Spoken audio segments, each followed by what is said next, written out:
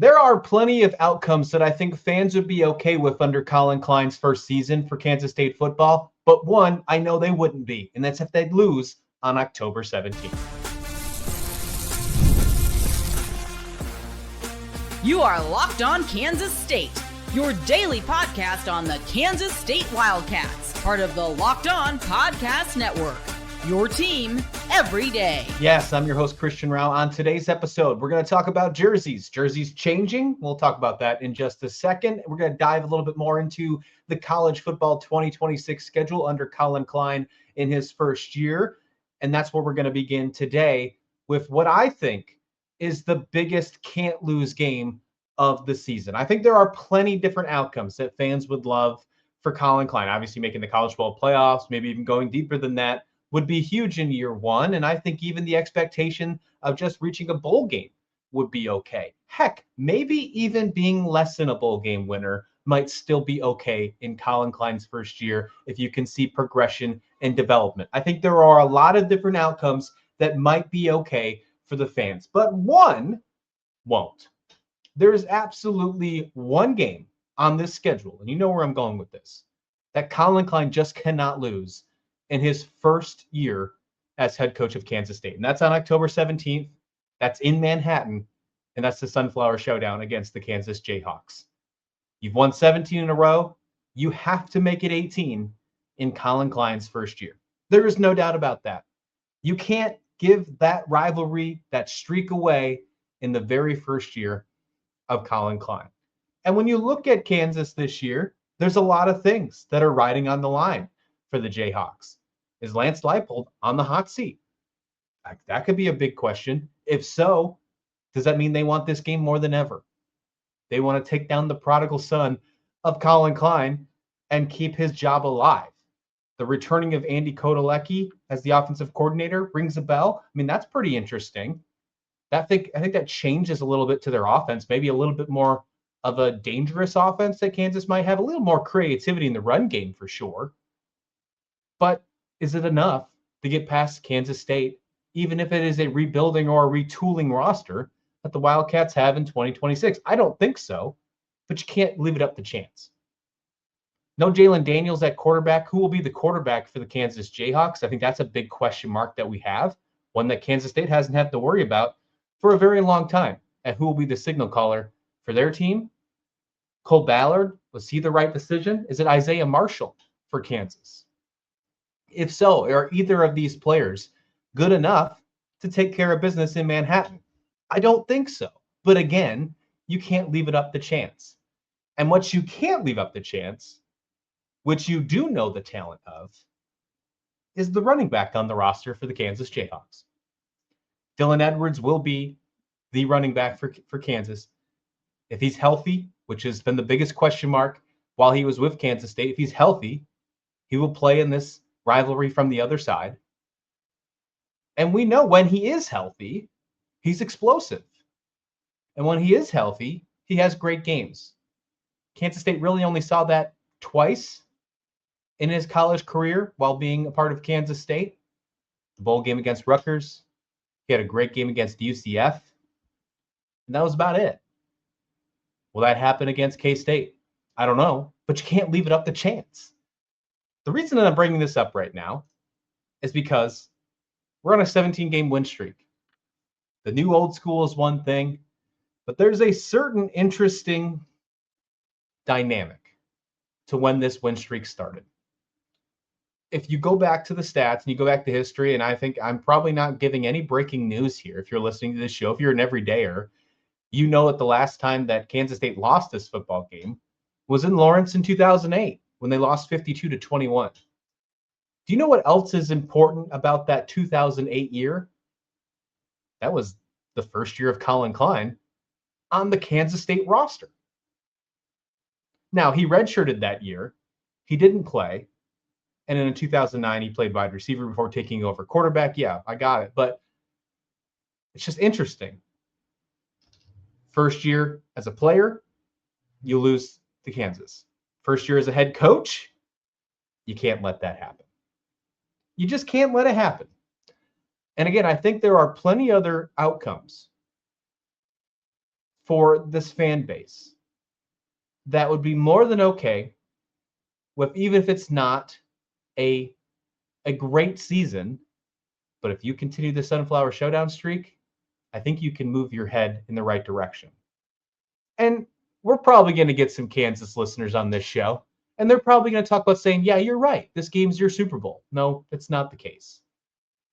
But when you're looking at the fact of what money has looked like lately, how NIL dollars are shifting in the direction that, with question marks, with athletic director Gene Taylor coming out saying that some of these roster numbers aren't as big money-wise as we expected them to be on both the basketball and football side.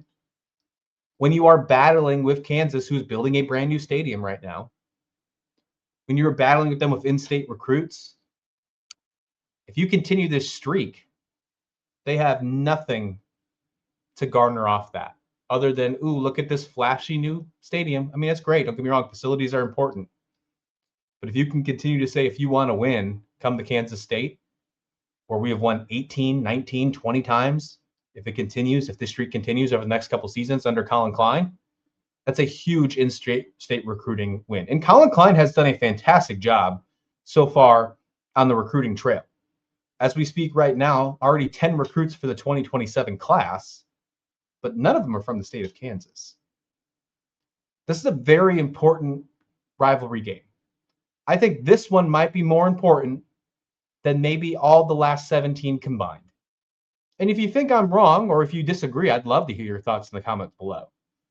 Because I have not been a full pay attention to Kansas State for the last 17 years. There's no doubt about that. I have definitely had my full focus for the last 3. So if you're a longtime everydayer, if you're a longtime Kansas State fan, I'd love to hear your thoughts on that. This is the biggest Sunflower Showdown game since when? I think it's huge. I think it means a lot for setting the standard, for setting exactly what the next 5, potentially 10 years can look like under Collin Klein. And on October 17th, if you don't win that game, I don't think it matters if you go 6-6, 7-5, 9-3. There's going to be this feeling that you didn't have a completely successful year because you didn't take down the Jayhawks. Here's another question. If you go 5-7 but beat the Jayhawks, is that considered a win? Or if you go 7-5 and lose to them, is that considered a successful year? Where would you rather be on the totem pole here in Collin Klein's first year? Does this game matter as much to you as I think it does? Would you rather have a winning record, but one of those losses come against this team in the Sunflower Showdown, or have a losing record and take care of business in Manhattan against the Jayhawks? If you had to pick one, which one would you go with? And I'm not saying that either of these situations are the only possibilities. Heck, this team could go 10-2, find themselves in the college football playoffs and blow this team out, just like they did last year, taking care of business 42-17. And I think there are a lot of great things, improvements to this roster this year alone, to where I think that can absolutely happen. If I'm giving you my personal opinion about both of these squads, I think Kansas State's got better, and I think Kansas has got worse. So I don't think this is going to be a game that Collin Klein has to worry about too much. But at the same point, it's a rivalry game. It's a Big 12 conference game. And we all know that anything can happen in this dog-eat-dog conference of the Big 12. Just in this case, it hasn't happened in 17 years, and we have to make sure that it's not 18. Let's talk more about this schedule, and let's talk about why the expectations continue to rise for Kansas State. Let's look at this schedule and why I think that this game won't matter as much, and this team will be fighting a lot higher than what their in-state rivals will when the season comes to an end. We'll do that next right here on Locked On Kansas State. But first, if you've ever opened your bank account and thought, where did all my money go? Well, guess what? You're not alone. Keeping track of your subscriptions, spending, and bills can get overwhelming fast. That's where Rocket Money comes in. It helps you take control of your finances all in one place. And it tracks all your subscriptions in one spot. It can help you cancel the ones you don't need with just a few taps. I mean, I just found out that I was having the same account twice, the same subscription twice, and it wasn't even a cheap subscription. All I did is tap one thing with Rocket Money. I didn't have to remember my login and password for that site. It took care of it for me. It automatically categorizes your spending so you can actually see what your money is going to. Something that I needed for about 6 months that I was not using. And you can set budgets, get alerts, and stay on top of all your upcoming bills. It just makes everything feel organized. It gives you a chance for a cleaner picture, your finances day to day. Rocket Money is a personal finance app that helps you cancel your unwanted subscriptions. Those multiple ones were definitely unwanted. It monitors your spending and helps lower your bills so you can grow your savings. So let Rocket Money help you reach your financial goals faster. Join at rocketmoney.com/lockedon. That's rocketmoney.com/lockedon. Hey, thank you so much for making Locked On Kansas State your first listen of the day. And thanks for making the Locked On Podcast Network the #1 sports podcast network in the world. If you want even more, consider joining the Everydayers Club. Go to lockedonkansasState.supercast.com or check the show notes below for more information. Let's dive into this roster, I should say, but this schedule for sure, just a little bit more this year. And because I do think this schedule, the more I look at it, and I look at it on a daily basis. I'm not going to lie to you. I'm one of those sickos that continue to look at the schedule and say, all right, I think they can go 8-4 here. And then I'll drink a cup of coffee. I'll do a couple spins around the house, come back and say, you know what? 9-3 actually looks a lot better. I will talk myself in this team into 10-2. And then I'll wake up, take a nap, maybe feel a little groggy and say, man, 6-6 might be the only way they go.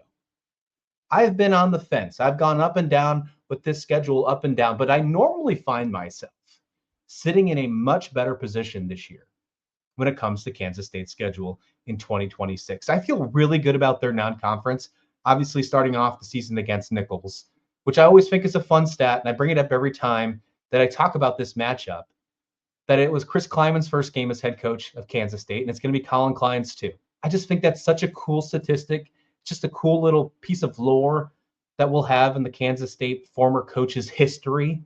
And I think it's a fun little bar question. It's a fun little Kansas State Jeopardy question that you can continue while you're there. Then you take Washington State on and Tulane. All these games, all these non-conferences are in Bill Snyder Family Stadium.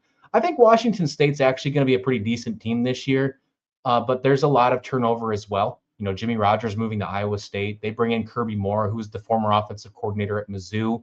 They do keep some returning talent, but I do think that Kansas State can get the better of them. I think this will actually be their toughest matchup of the three. I know a lot of people are pointing towards Tulane because of the last time that Kansas State played Tulane, but I think Washington State is going to surprise a few folks this year. I just don't think it happens as early as week 2 of the season. I think Kansas State takes care of business early in this one against Washington State. And I do think that Tulane will be a little bit of an easier matchup compared to last time around. I see this team being 3-0 in non-conference when it's all said and done. I think, actually, to be completely honest, I think anything less than 3-0 will be a huge disappointment. And I know I'm saying that after almost losing to North Dakota last year and losing to Army, having a really bad non-conference slate last year. And you lost that game to Arizona, which was considered a non-conference game. But I think this year, when you look at those 3 non-conference games, I think that you can easily go 3-0. There's no week 0 in Dublin. You get to play the normal way. You're building up under a new coach. I think you have a lot of expectations. I think the floor is high. I think the ceiling is insurmountable. You're in Avery Johnson's last year. I do feel really good about this non-conference slate. And then you take on Cincinnati on the road in your Big 12 opener. I think Collin Klein gets it done. I think Cincinnati, I think a lot of people don't know what to think of Cincinnati this year. I think they're going to be one of the bottom teams in the Big 12. Where it all changes for me is that Houston game. We've talked about it before, but that's where I continue to sit. This Houston game is where it all comes down to it. And this is the game right before the Sunflower Showdown. Collin Klein can't be looking ahead. You can't be. You have to be focused on this Houston game, because I think Houston, who was 10-3 last year, has the opportunities to find themselves potentially battling for Arlington this next year under Willie Fritz. I do think Houston's going to be one of the best teams inside the Big 12. I truly do. I think they're better than Utah. I think they could battle Texas Tech, depending on what that quarterback situation looks like. When I look at this schedule right here, I don't know if there is a tougher game on this schedule than that game in Manhattan against the Houston Cougars. If you can win that game and move yourself to 5-0, I think not only do you find yourself ranked in the AP top 25, which might only happen after you go 4-0 if you take care of Cincinnati, but you'll easily be ranked, and you'll be going into the Sunflower Showdown undefeated against the Kansas Jayhawks, which I think, and we talked about in the first segment, you take care of business. So there's a chance you go 6-0 before you head on the West Coast trip against Arizona State. And that one to me is a flip job, just like I think Houston is. Then you play at Colorado. I think you take care of business in Colorado. Then you play against Oklahoma State, which I think is going to be a good team this year. But I don't think they're going to be as good as Kansas State. I think they make a huge jump up. I think they finally win some Big 12 games. I just don't think it'll be against Collin Klein's squad. Then you play at TCU. I think this is another wild card game. You play at home against Arizona, and you finish the season where it belongs, Farmageddon, in Ames at the end of the year. If you take care of business against the Houston Cougars, I just can't see where this squad loses more than 3 games all year. If you win against Houston, I just can't see how this team doesn't get 9 wins on the year. And the reason I didn't say 10 is because anything can happen. Maybe you lose to Arizona State. Maybe you do lose that Oklahoma State game, TCU, Arizona, some of those. You don't lose all 4 of those. But maybe you lose 3 of those 4 if you take care of Houston, maybe, and go 9-3. But that's still a maybe, right? That's still a maybe.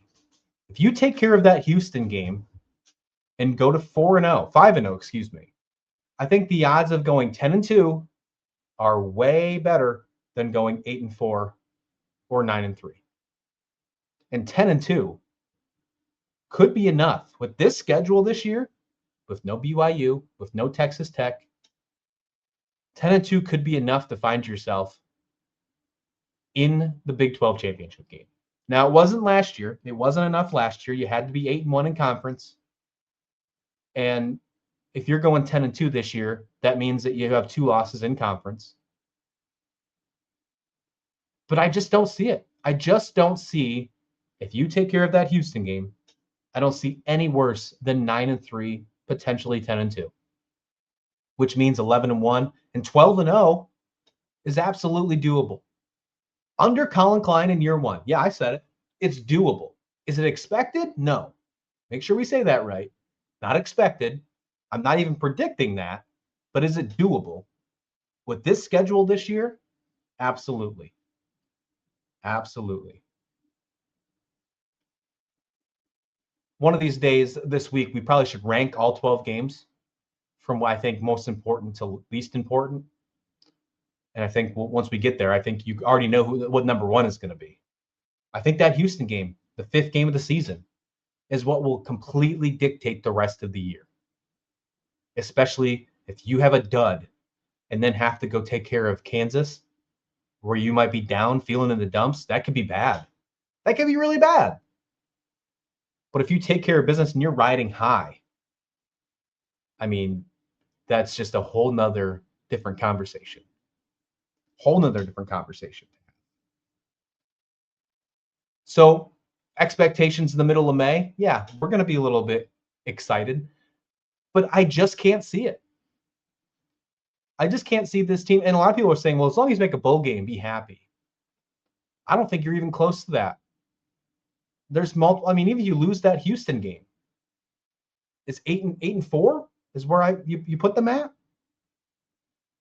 You lose to Houston, lose to Arizona State, lose to one of the TCU Arizonas, or lose to both, and that's it. That's 8-4. Okay. That's the worst it could get under Collin Klein. With this expectation that I have in my head, I'll take that all day.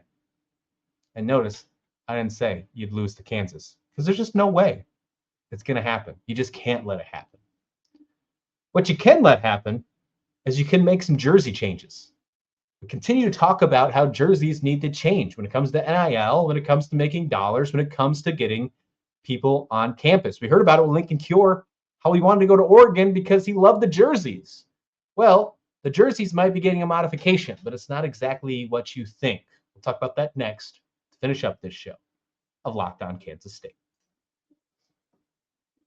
Welcome back to the show, and thanks for making Locked On Kansas State your first listen of the day. Really appreciate you stopping by. If you haven't already, hit that subscribe button. Bringing you Wildcat coverage like nobody else, your team every day. Kansas State is looking to make some additions to their jerseys and not adding the lavenders or the blackouts. None of that is happening right now. Maybe that'll change. I hope it does, because that's good for NIL dollars. But this will also be good for NIL dollars. It was reported, the Wichita Eagle reported this, that Kansas State is looking to land a sponsorship deal for a jersey patch.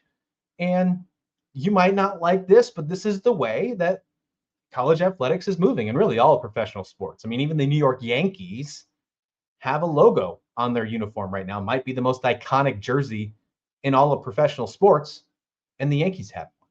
We see it with a whole bunch of other professional sports as well, and now college athletics is going to allow that. Starting on August 1st, college uniforms will allow to be having advertising space. The NCAA will allow teams to place up to 2 patches of no more than 4 square inches on uniforms during regular season games. And Gene Taylor talked in this article. It was an exclusive interview from the Wichita Eagle, and he said, if we find the right company and the right agreement, then we'll absolutely put it in place. I wouldn't mind seeing it happen this season either, to be honest. So this could happen something as soon as this year. And what this shows is more opportunities to grow your NIL dollars. And if that all that means is just putting a piece of logo, piece of sponsorship up on your little chest pocket, maybe on the opposite side of where your Nike sign is, then so be it. Let it happen. It's inevitable. It's going to happen anyways. Take advantage of it and get ahead of the process, because not many other schools are doing it right now. Find a way to be strategically advanced and find a way to get more money in your pocket so you can bring more players over to the program, be more successful, which in fact will compound interest back and give you more success and more dollars. That's how this works. So I love this. There's been a couple other conversations from some other teams that have done this. New Mexico State has done a deal. That deal is a 3-year deal worth about $1 million just to wear a patch, $1 million over the 3-year deal. Wyoming has a 5-year deal worth up to $4.5 million. Those are a group of 6 teams. This is a Big 12 team, Kansas State we're talking about. So I think if they did do a deal, this would be closer to that deal that Wyoming was doing. A 5-year agreement up to $4.5 million, probably more than that. We're probably talking $1 million or plus average annual value for whatever deal they come up with. Now, one of the stopgaps they talked about in this article was that to make sure that these type of companies would be okay with the other partners in college football. And Gene Taylor talked about, we've talked to Nike, we've talked to Big 12 about it. They do have requirements. And the College Football Playoff also has requirements. Let's say, for instance, we have a patch with a company that is a top competitive sponsor of the College Football Playoffs. If we get into the College Football Playoffs, we'd have to take that patch off. So we're looking for a company that wouldn't compete with any potential college football sponsors or NCAA sponsors, because then we can sell it for more. Absolutely. That's a win right there. That's a home run win if Gene Taylor can land this. And look, it might not look pretty, but you'll get over it. You'll stop paying attention to it. If you're a baseball fan, you hardly see those sponsors on the uniform anymore. And really, it just kind of feels like it's been there for forever. You either see them on the batting helmets, you see them on the jerseys. It just seems like it's part of the game now. These aren't jerseys that are going to turn into like the side of NASCARs. This is just like going to be 1 or 2 patches of sponsorships that maybe the first couple weeks you might think it's an eyesore, but after that, you're not even going to know it's there, and you're going to be bringing in dollars into your program. So I think this is a huge win. I hope they figure this out. Do you have any ideas? What jersey sponsor would you like to see on Kansas State's uniforms? Could happen for football, basketball, baseball, all of them. You never know. What would be your thoughts? What kind of sponsorship deal would you like to see for Kansas State athletics? That's going to wrap it up for this episode of Locked On Kansas State. Really appreciate you stopping by. We have episodes coming out this weekend, so if you haven't already, make sure you hit that subscribe button. If you're listening in the audio, I really thank you. That's the place to be. I drop the audio episodes a lot earlier, folks. So if you're an audio listener, check it out. You can check it out on Apple Podcasts, Spotify, anywhere you listen to audio. You can tune in while you're driving home, your commute, you name it. We usually drop them so you can be ready to go every single morning, get your coverage of Kansas State athletics. Please like the video. Please subscribe. We'll see you back here next time right here on Locked On Kansas State.